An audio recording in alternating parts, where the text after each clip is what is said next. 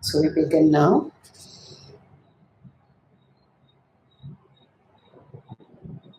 Okay, just noticing the stillness that is here right now.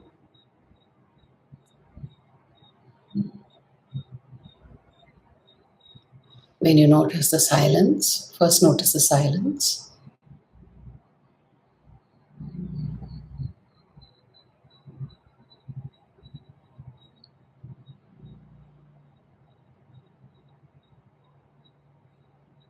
And then you can notice a sense of presence, a vibration.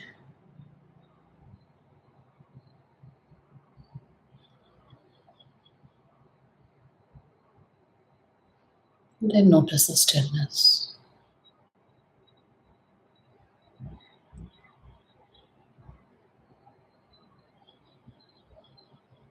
Simply noticing, not grasping.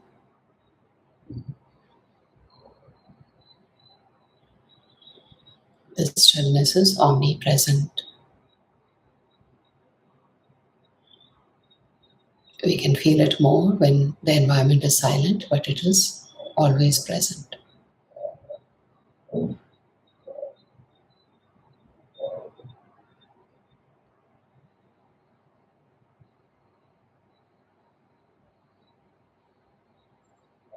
There's a saying, I hope I'm saying it correctly: silence is the language of God. Everything else is a poor translation.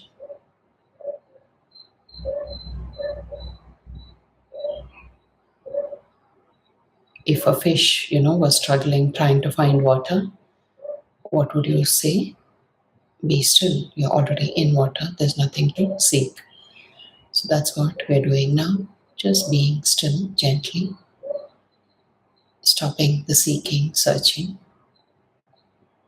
resting, noticing.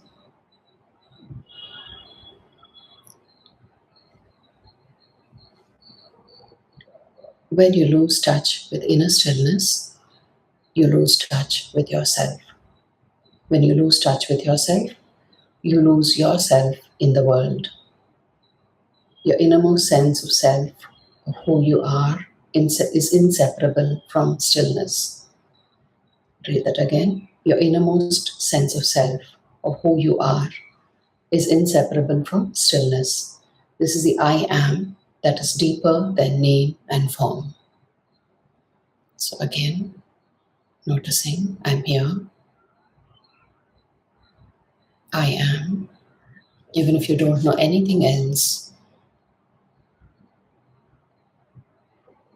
when you don't follow any thought to know who you are, when you don't go into time, memory, what are you left with?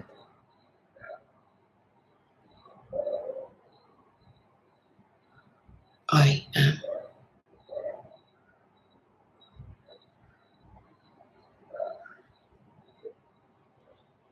I am.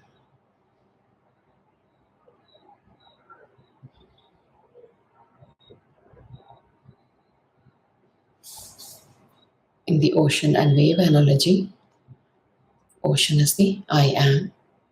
Wave is when we start believing a thought, following a thought, and saying, I'm Shifali, I'm Nani. But before that, there's a primordial sense of existence, I am. A few more minutes, don't add anything. Stay with the I am.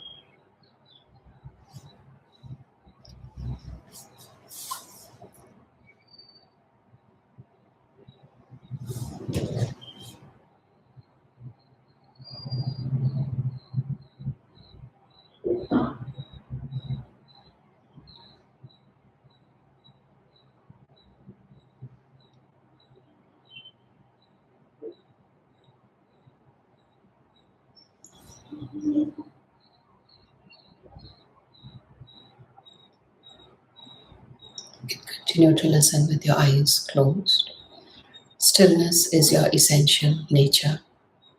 What is stillness? The inner space or awareness in which the words of this page are being perceived and become thoughts. Without this awareness, there would be no perception, no thoughts, no world. You are that awareness disguised as a person.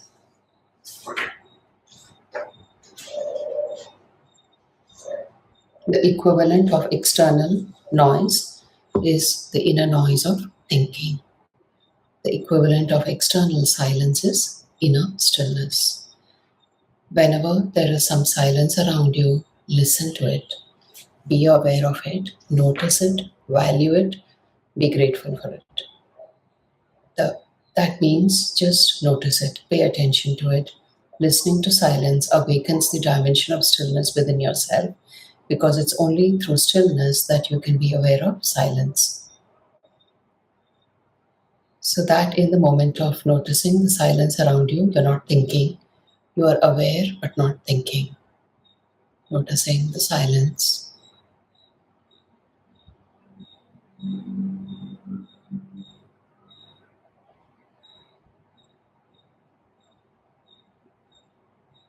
Noticing the silence. We're not doing anything with the thinking process. We're not trying to change it to positive. We're not trying to stop it. We're not trying to analyze it. We're just moving our awareness to the silence.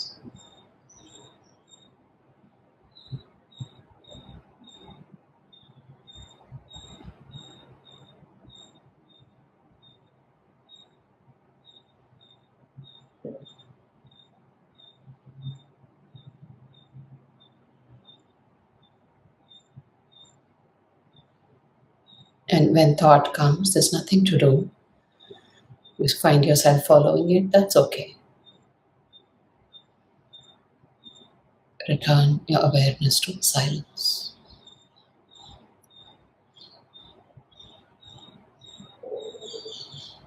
Learn that you have a choice. Realize that you have a choice.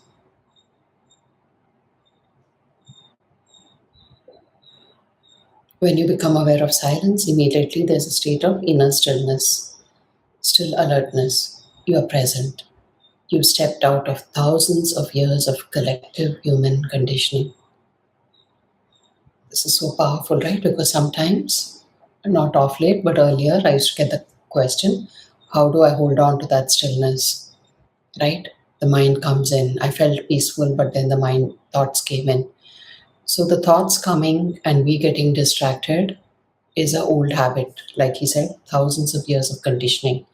But whenever the choice is made, I'm not valuing thoughts, I'm valuing the now, the silence. That moment, you have stepped out of thousands of years of human conditioning. So you have to be grateful for that rather than thinking, why did I slip? Right? The better question is, thank you that I had a glimpse of that beautiful silence, the silence of God. Look at a tree, a flower, or plant. Let your awareness rest upon it. How still they are, how deeply rooted in being. Allow nature to teach you stillness. When you look at a tree and perceive its stillness, you become still yourself. That's a beautiful, gift of nature. Notice how still a tree is, and you become still. Notice how open the sky is, allowing all kinds of clouds to pass through, and equally beautiful when there are no clouds, right? The sky is completely open, right? And there's a lot to learn from nature, and the tree, the stillness, the openness are very beautiful qualities. When you find yourself overthinking, just look at the openness of the sky, notice the space between you and the sky, and just see how open the sky is. It doesn't hold on to anything, right? It just allows everything to pass. So you can develop that quality in yourself.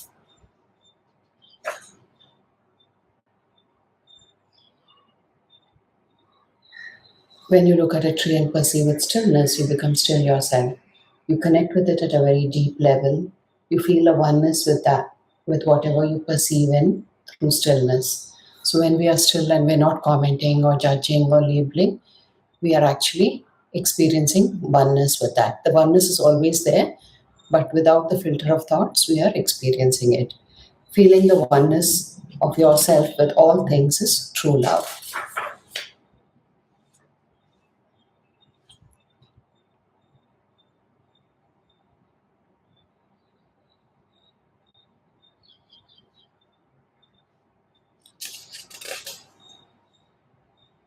Silence is helpful, but you don't need it in order to find stillness. Even when there's noise, you can be aware of the stillness underneath the noise,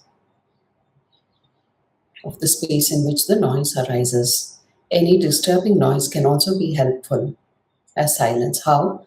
By dropping your inner resistance, right? The moment you hear some disturbing sound, there is an immediate conditioning, oh, this shouldn't be here, right? So you can just notice that. Don't use spiritual concepts and say, no, no, I can accept this, but rather just notice that resistance, that irritation. Just simply noticing the irritation. So you soften, right? You soften and you just keep noticing it, and then so that it can return back to love. Whenever you deeply accept this moment as it is, including the resistance, right? No matter what form it takes, you are at peace. Pay attention to the gap between two thoughts, the brief silent space between words in a conversation, between the notes of a piano or a flute, or the gap between the in and out breath. When you pay attention to these gaps, awareness of something, which becomes just awareness, right? We're always aware of something. Okay, we can do one practice for this. Just begin to notice in your environment maybe something that is brown in color. Simply notice.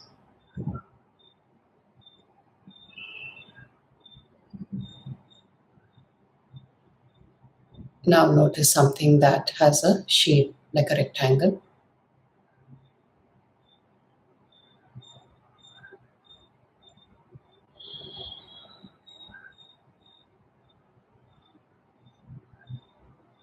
Now notice space.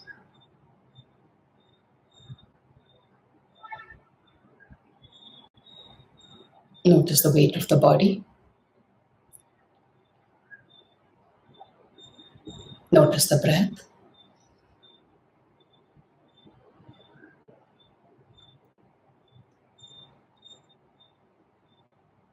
Now not stop noticing anything particular and just rest.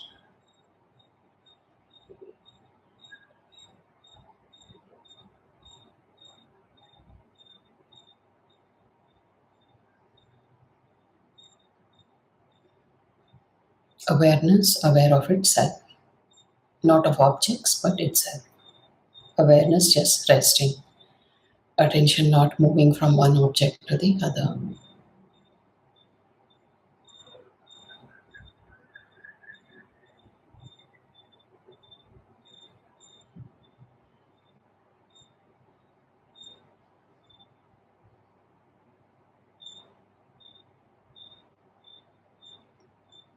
Attention resting back in the source. The wave resting back into the ocean.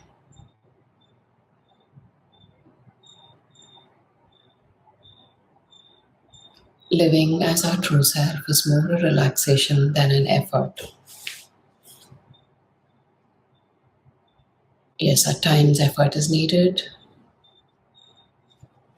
right? It may sound a little paradoxical, but what I mean is your true nature is very much present,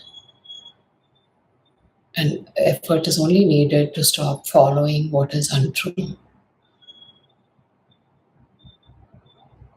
Effort is needed to unlearn, not to learn new concepts. Okay, a minute more. Awareness, aware of itself. If you close your eyes, it will be better so that you don't get distracted by the appearance.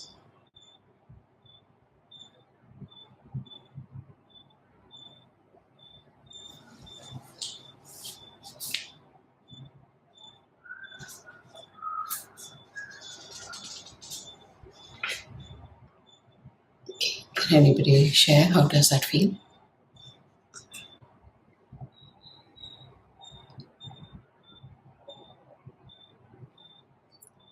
How was the session so far? Are you resonating? I see a couple of new faces. Please do share.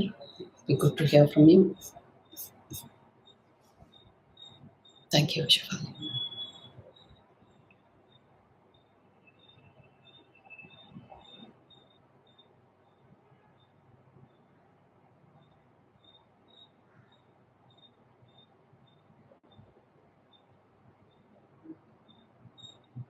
Nice, Nani.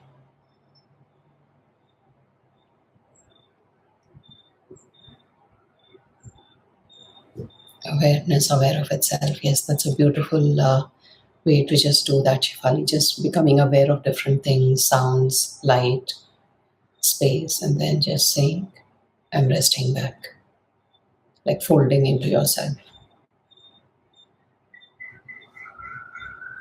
Thank you, Camilla.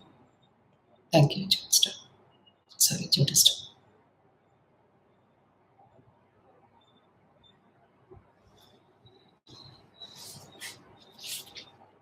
True intelligence operates silently. Stillness is where creativity and solutions to problems are found.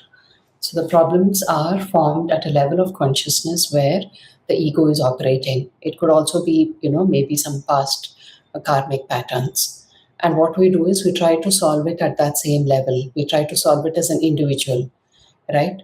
I need to fix this. I need to control this. I need to somehow find a solution. And sometimes this obsession to find solutions is so strong. I've experienced it where I feel like somehow I need to do it, right? But that is a very negative energy. It's very compulsive, right? It arises out of fear. But if you can just pause, heal your emotions around the problem. What are your emotions? Be very frank.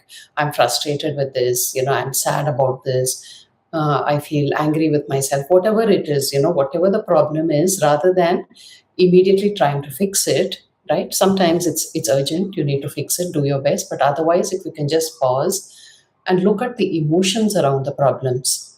What are your emotions around the problems?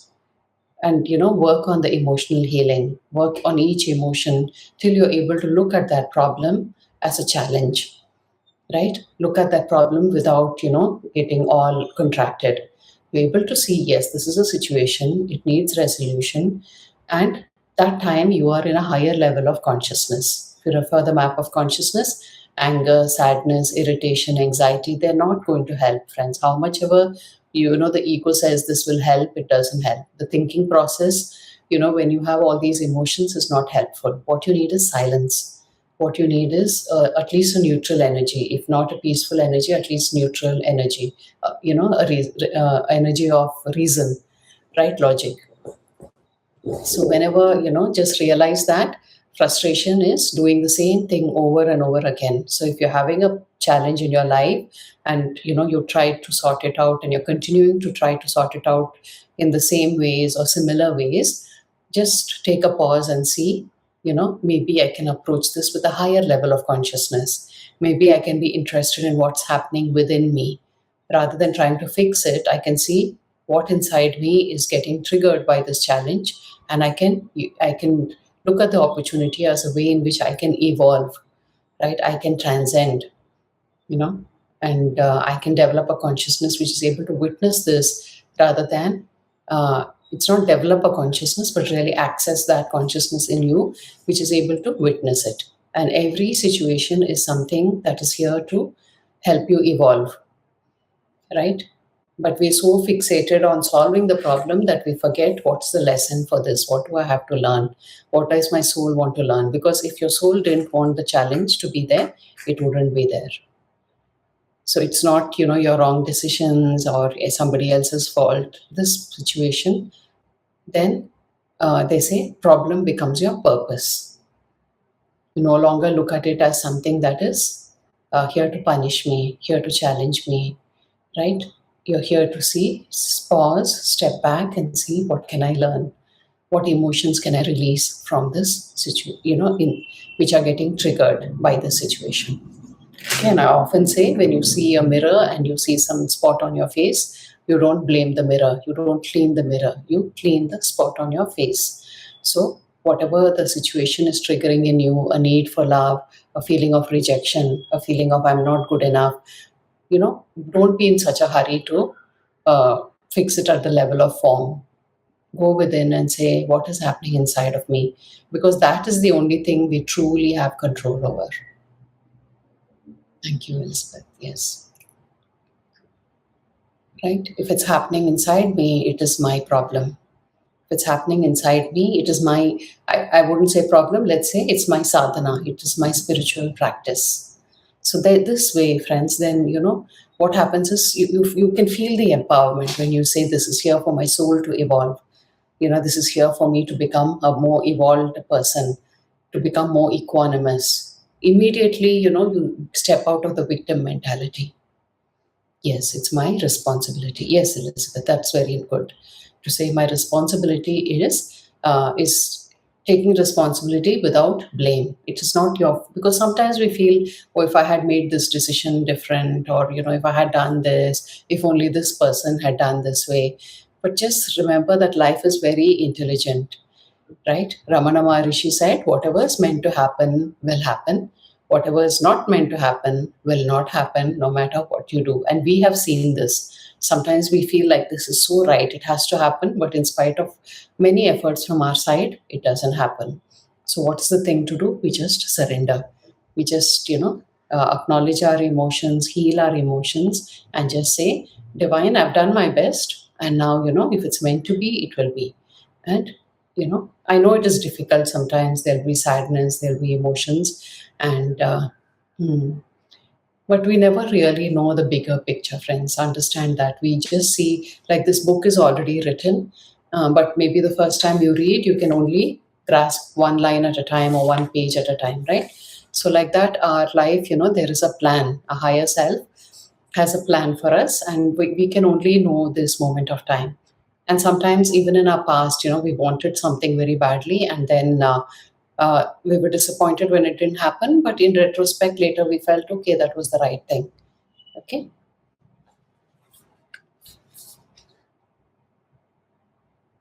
Is stillness just the absence of noise and content? No, it is intelligence itself, the underlying consciousness out of which every form is born. And how could that be separate from who you are?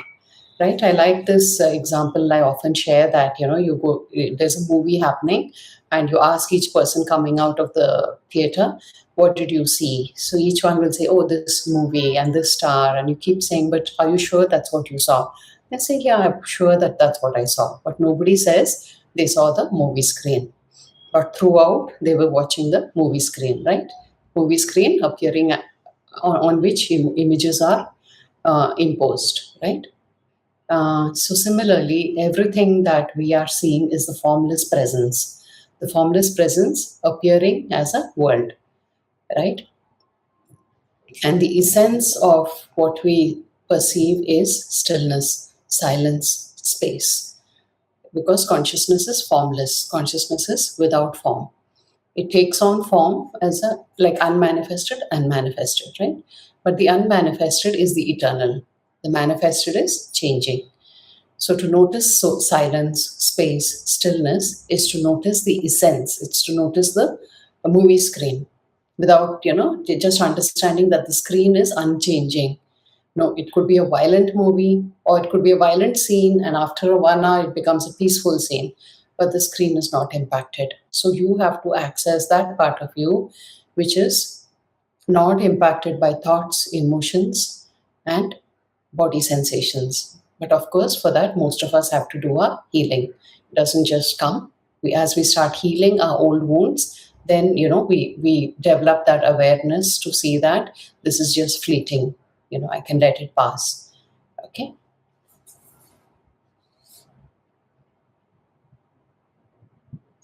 The form that you think you are came out of that and is being sustained by it. Stillness is the only thing in this world that has no form, but then it's not really a thing. It's not of this world. When you look at a tree or a human being in stillness, who is looking? Something deeper than the person. Consciousness is looking at its creation. In the Bible, it says, God created the world and saw that it was good. This is what you see when you look from stillness without any thought. And I do have a audio called Looking from the Eyes of Love, or Seeing from Oneness, I think. One is a free audio, one is a premium audio. You can, if you're interested in this type of seeing, you can listen to that. Do you need more knowledge? Is more information going to save the world, or faster computers, more scientific or intellectual analysis? It's not wisdom that humanity needs most at this time. Sorry, is it not wisdom that humanity needs most at this time? So we can see all the changes that are happening, friends, in the world. Sometimes, it can really be disturbing, but please take care of yourselves, and just keep tuning in and just keep seeing what can I do, right? And pray for the world. Do everything that will that feels from a place of wisdom, right? Not reactivity. Okay, we did finish chapter 1.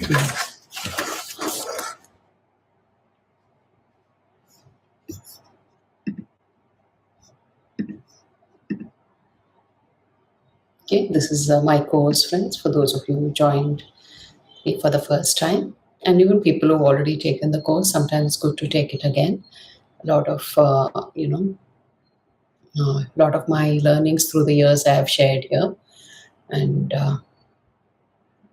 people have really been benefited by this course, so do check it out.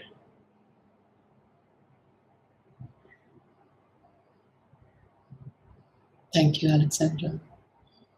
Thank you, Camilla. Oh, that's beautiful. Day 22. Yeah. So the course is divided into 3 parts. First is like a foundation. The second part is the actual emotional healing. And the third part, we go into more, a little bit of advanced concepts and uh, like spiritual bypassing, things like that. Like more like, what are the blocks that prevent us from healing?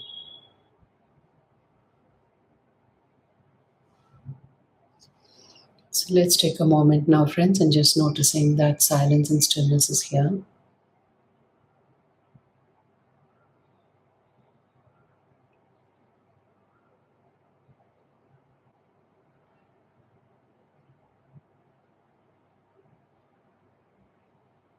Making a decision to recognize the silence and stillness.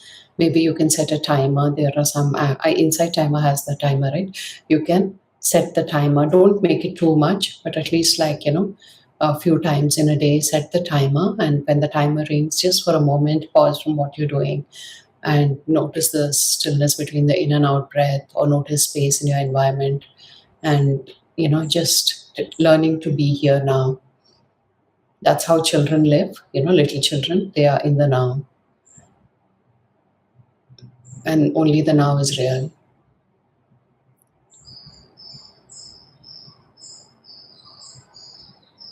Just check in and see if you have any questions.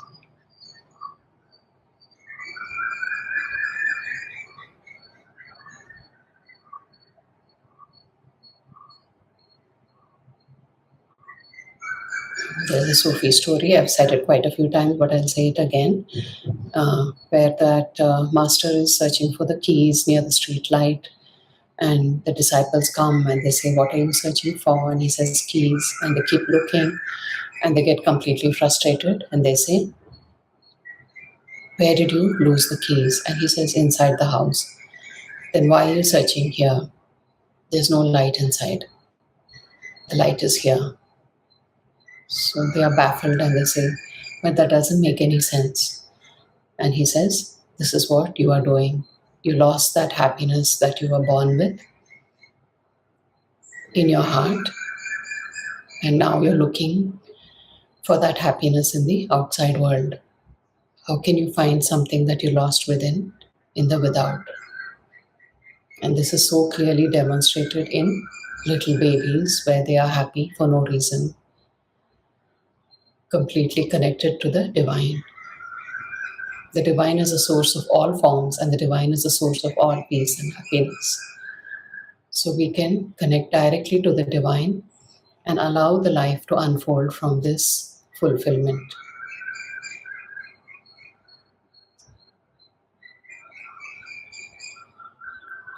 Depend on that which is unchanging, eternal, divine.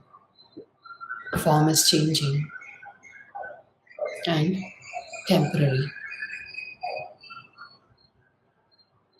Whatever form it is, whether it's success, the love that you get from somebody at some point, I'm not saying it'll go away, but its nature can change. And then we feel disappointed. So why not connect to the source and let the life be a celebration?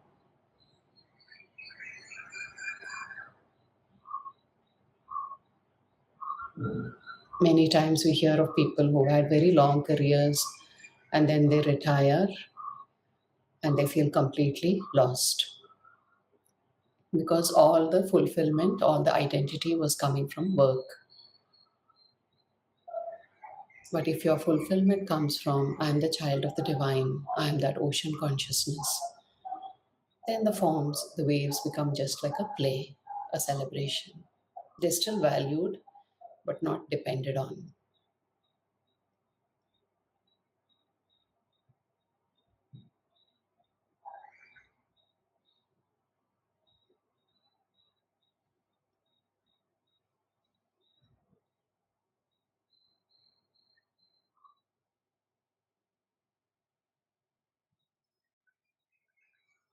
Breathe in and out.